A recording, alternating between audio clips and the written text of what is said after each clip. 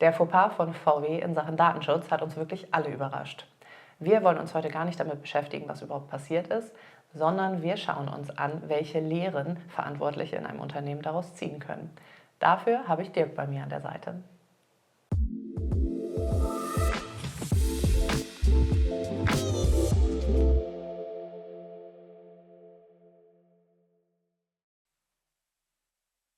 Hallo Dirk, Hallo Inga. du möchtest uns heute so ein bisschen was erzählen, wie es besser geht mit dem Thema Datenschutz. Ja, also das, was wir bei CARIAD gesehen haben, also bei Volkswagen, war ein komplexes Versagen. Wer das nicht gesehen hat, da wollen wir jetzt gar nicht zu tief drauf eingehen. Es sind also mehrere Terabyte an Daten. Es sind, glaube ich, die Standortdaten über einen längeren Zeitraum von 800.000 Autos gewesen. Wir haben Standortdaten, also du weißt genau, der Mensch arbeitet da, wohnt da, geht da ins Bordell. Ja? Fahrzeuge vom Bundesnachrichtendienst, von der Polizei, alle wurden getrackt, alle Daten waren da drauf. Boris? Und es geht uns ja jetzt nicht so sehr darum, was bedeutet das für dich als Unternehmer und dass eventuell die Daten deines Fuhrparks da waren, sondern die Frage ist ja, was kann ich als CEO, COO oder als IT-Verantwortlicher, CTO machen, um was dagegen zu tun. Das ist so ein bisschen die Idee. Genau. Womit legen wir denn los? Also, was sind die Fragen, die Ja, man sich erstmal stellen sollte, wenn man im Management tätig also eine gute Idee ist immer zu fragen, erstmal, welche Daten sammeln wir, ne? Was ist tatsächlich notwendig für mein Geschäft und welche Daten werden in meinem Unternehmen gesammelt und welche Prozesse haben wir dann auch, was diese Daten angeht? Mhm. Also was passiert mit diesen Daten? Werden sie verschlüsselt? Ja? Und gerade wenn das Kundendaten sind, dann muss ich da ganz besonders hingucken. Mhm. Das ist halt da an der Stelle ganz wichtig. Und der nächste Schritt ist dann, wie stellen wir sicher, dass die Daten, die wir haben, dann auch in der Zone bleiben, die wir für sie vorgesehen haben.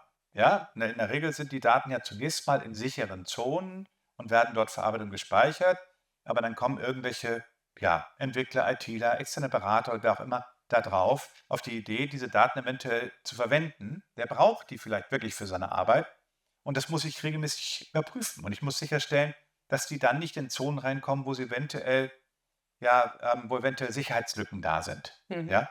Und, denn ich bin verpflichtet, dafür zu sorgen, dass personenbezogene Daten, geschützt bleiben. Mhm. Ja, klar. Das heißt, wenn es in Richtung Datenschutz geht, sollte man erstmal einen Zero-Trust-Ansatz fahren, richtig?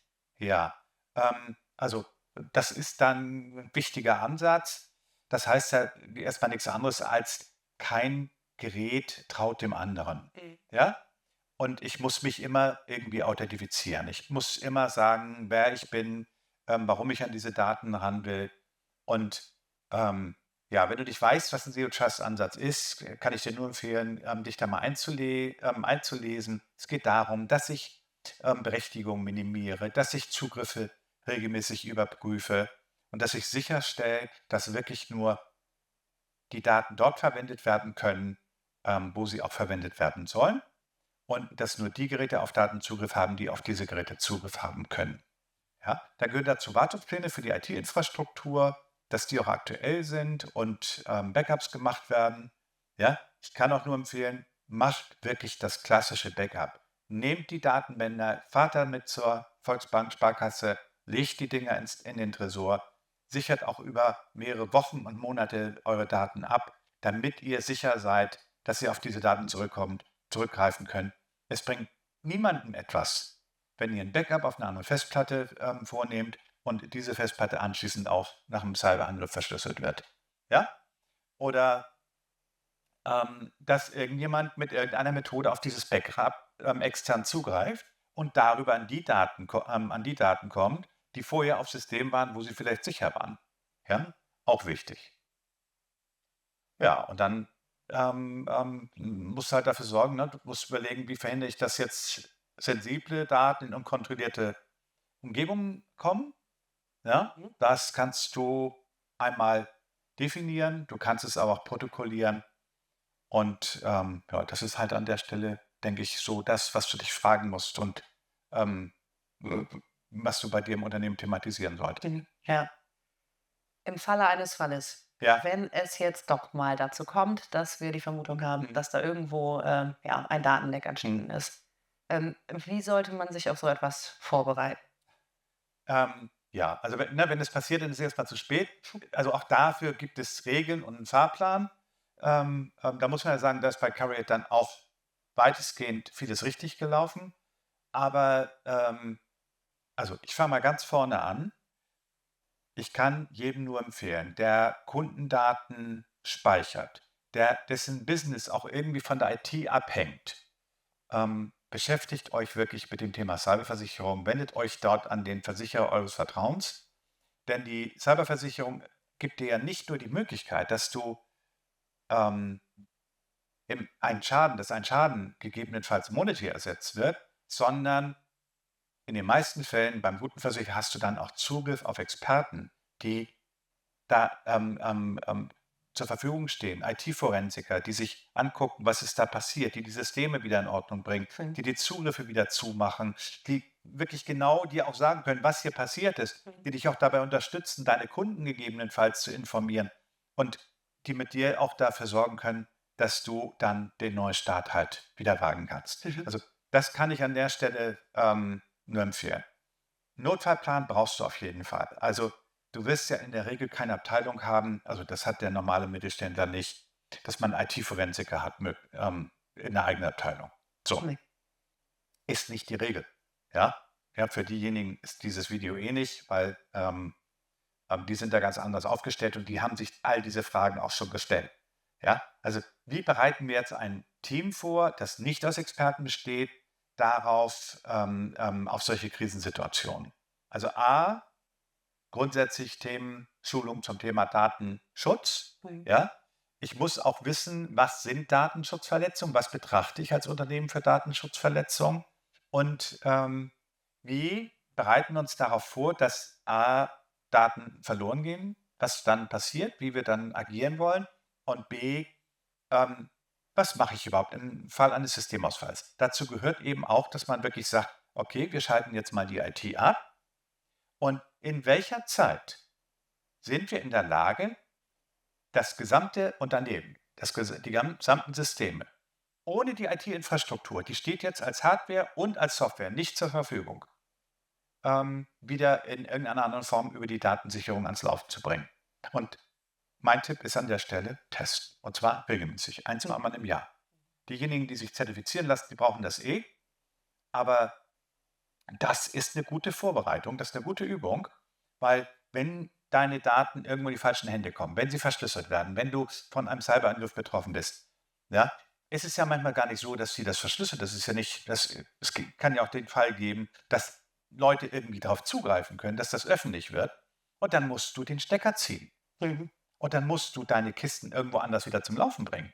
Ja? Und dann nimmst du deine Bänder und dann geht das los. Und dann sollte der Laden möglichst ja in 24 oder 48 Stunden wieder laufen.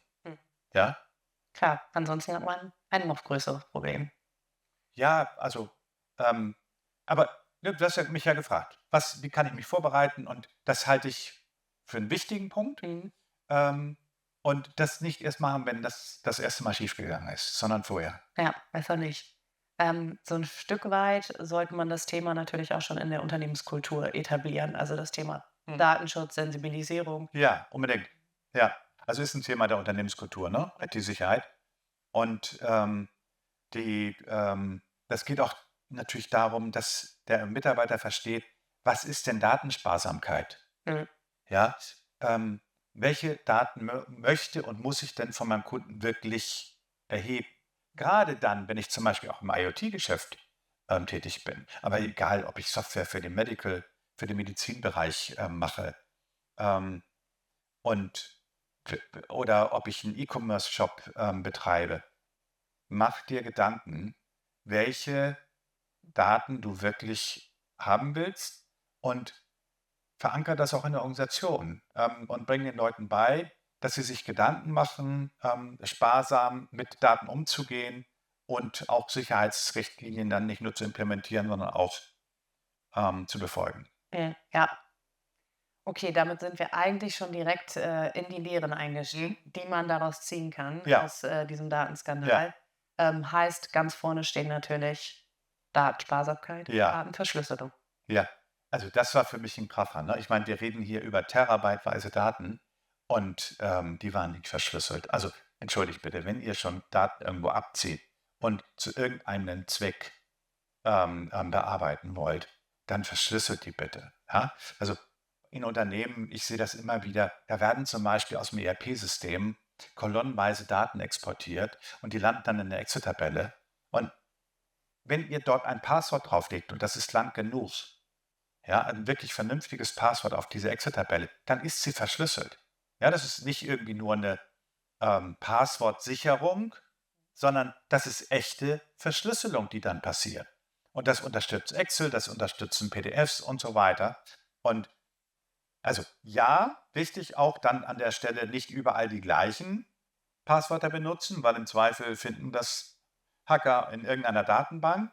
Ähm, ne, wenn du diese Schlüssel hast, dann hast du wieder Zugang zu Informationen, die dich weiterbringen und Mhm. die dich weiter in die Systeme reinlassen. Und das andere ist natürlich, ich muss die Regeln der DSGVO einhalten. Mhm. Ja, die DSGVO gibt uns einen Rahmen und sagt uns, wie wir mit Daten umgehen sollen. Und das wäre da an der Stelle, das gehört schon gar nicht mehr in den Bereich Kultur, sondern das wäre schon in den Regularien. Ne? Mhm. Ja, okay. Vorhin hatten wir auch schon ganz kurz das Thema Zero Trust Ja, Ansatz. ja. Was steckt da denn alles dahinter? Was muss man da beachten? Ja, habe ich dir vorhin gar nicht so alles aufgezählt, ne? Also, das minimiert die Benutzerberichtigung. Ähm, ein Aspekt, der auch dazugehört, ist das Thema, Multifaktor-Authentifizierung. Kennt heute jeder. Ja, du hast so eine App, da musst du dann so 'n sechsstelligen Code eingeben, oder du kriegst eine SMS oder eine Nachricht auf irgendeinem Kanal oder du musst eine App in irgendeine App öffnen und da was bestätigen. Das nennt sich Multifaktor-Authentifizierung oder häufig auch abgekürzt, wenn ihr das seht, MFA steht dann da immer, das ist damit gemeint. Und Zero Trust heißt auch, dass ich im Nachhinein regelmäßig überprüfe. Mhm. Ja, also Ja. ja, mir als Unternehmer sind so ein bisschen durch Betriebsrat und so weiter auch wieder die Hände gebunden, aber ich muss schon überprüfen, welche Systeme greifen auf welche Daten zu, welche Mitarbeiter greifen auf welche Systeme und welche Daten zu. Das ist völlig okay und das ist auch im Rahmen dessen, was normalerweise Mhm. möglich ist, ohne da gegen Absprachen mit den Betriebsräten Mhm. zu verstoßen. Ja, okay, alles klar. Ja, ein weiteres Thema, was wir schon kurz angesprochen haben, dritte Lehre, man braucht eine Cyberversicherung. Ja, Mhm. ähm, die hilft dir halt eben auch hinten raus bei der Krisenbewältigung, ne? Mhm. Ähm, weil, ne, wir hatten jetzt eben ja gesagt, was mache ich vorher? Wenn dann wirklich was passiert, dann hilft dir deine Cyberversicherung halt monetär, das Ganze irgendwie ähm, ja, auszugleichen. Du kriegst personelle Unterstützung, du hast Zugriff auf Fachleute. Das ganze Thema Schadensbegrenzung, Wiederherstellung deiner Daten ist da normalerweise mit inbegriffen, wenn das möglich ist. Also ich kenne auch Fälle, wo das technisch nicht mehr möglich war. Und ja, und du kriegst natürlich auch bei der Ursachenanalyse dann in dem Moment auch wirklich Fachleute an die Hand, die dir helfen. Und jeder Mittelständler ohne eigene IT-Forensik und ohne eigene Experten für Verschlüsselung und Cybersicherheit, die sollten auf jeden Fall so eine Versicherung haben, um auf solche Ressourcen zuzugreifen. Mhm. Ja, okay. Der vierte Punkt ist natürlich, dass man schauen sollte, dass die eigenen Systeme immer aktuell bleiben, also auf dem neuesten Stand sind. Ja, wir haben ja eben so ein bisschen eher Richtung Verhalten geguckt Mhm. und die Fragen, die ich mir stellen muss und wie ich Dinge organisieren sollte. Aber es gibt natürlich auch technische Sicherheitslücken. Also stell dir mal vor, du aktualisierst zum Beispiel deine Betriebssysteme nicht. Ja, du bleibst jetzt einfach auf Windows 10. Oder du bleibst auf älteren Derivaten von Apache oder benutzt irgendwo ältere Protokolle. Mhm. Da werden Sicherheitslücken bekannt. Ja, die werden für die neueren Versionen gepatcht, so nennt sich das dann technisch. Das heißt, die, ne, werden geschlossen. Mhm. aber nicht für die alte Version, nicht für dein altes Windows 10, was nicht mehr gewartet wird. Wenn du keine Updates mehr kriegst, dann sind deine Systeme auch nicht mehr sicher. Mhm. Und dann ist es dein Job, die Datenintegrität festzustellen. Das ist manchmal ganz angenehm, einfach so ein System alt laufen zu lassen. Mhm. Und was ich eben schon mal gesagt habe, Backups in sicherer Umgebung, das gehört natürlich auch mit dazu. Klar. Ne? Ja. Okay. Ich denke, das sind erstmal so die wichtigsten Lehren, aber wie kann ich denn möglichst sicherstellen, dass ich auch langfristig auf der sicheren Seite bin? Ja, also wir reden halt hier nicht über eine Einmalmaßnahme oder ein Maßnahmenpaket. Das schaffst du auch nicht irgendwo. Das arbeitest du auch nicht irgendwo in 4 Wochen alles. Mhm.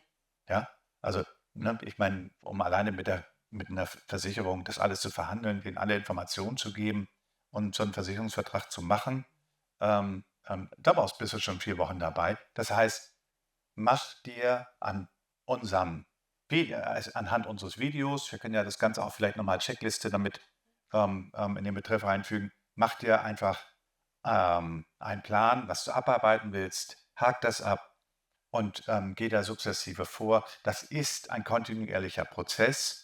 Ja, und auch das Schulen der Mitarbeiter, ja, es ist mühsam und die Mitarbeiter würden auch am liebsten einfach diese Datenschutzprüfungen regelmäßig wegklicken. Die haben ja auch keine Lust. Die haben alle zu tun. Ja, aber es hilft nichts. Du musst sie sensibilisieren. Und ähm, Datenschutz ist eben nicht nur Aufwand und Arbeit, es ist auch ein Wettbewerbsfaktor. Mhm. Ja? Wenn dein Geschäftspartner dir vertraut, dass seine Daten bei dir sicher sind, dann bist du im Vorteil. Mhm. Ja? Und wenn er das Gefühl hat, dass deine Daten bei dir nicht sicher sind, wird er im Zweifel die Geschäftsverbindungen so betreiben, dass er das ein bisschen sparsamer fährt. Mhm. Und das geht dann gegebenenfalls auch zulasten deines Umsatzes. Klar, ja, das ist so. Okay, das waren also die wichtigsten Lehren Mhm. aus dem Datenskandal. Was sind denn die ganz typischen Stolpersteine? Also was fällt den Unternehmern im Mittelstand am häufigsten auf die Füße? Ja, eigentlich zunächst mal, dass sie das als technisches Thema sehen, ne? Mhm. Dass sie den Techniker angucken und sagen: „Das ist ja dein Thema.“ Mhm. Das ist eben nicht so. Du musst als Führungskraft Verantwortung übernehmen, das ganze Thema priorisieren. Ähm, und es ist ja auch ein Wettbewerbsfaktor. Und wenn du das ganze Thema als Führungskraft vernachlässigst, ja, dann vernachlässigst du deine Infrastruktur, Mhm. ja? Und dann wird deine Infrastruktur halt, ich sage mal, zunehmend porös, ja? Mhm. Das ist wie wenn du dich, ich sage mal, 40 Jahre nicht um die Brücke kümmerst. Mhm. Ähm, und dazu gehört halt nicht nur, dass man Infrastruktur sich anguckt, ja, und regelmäßig untersucht, sondern dass man sie auch regelmäßig erneuert. Und das kostet dann auch Geld. Dazu gehören Audits, kann ich auch nur empfehlen, dass man sich wirklich kompetente Leute ins Haus holt, die sich die Infrastruktur regelmäßig ansehen. Mhm. Ja? Das kann man zusätzlich machen zum eigenen Datenschutzbeauftragten. Der hat diese Kompetenz in der Regel nicht. Und da wird dann wirklich untersucht, Mensch, funktioniert dein Backup-Prozess, funktioniert dein Recovery-Prozess, funktionieren die Prozesse zum Thema Datensparsamkeit, funktioniert dein Zero-Trust-Ansatz. Und ähm, dann kriegst du das ist immer wie so ein Spiegel vorgehalten.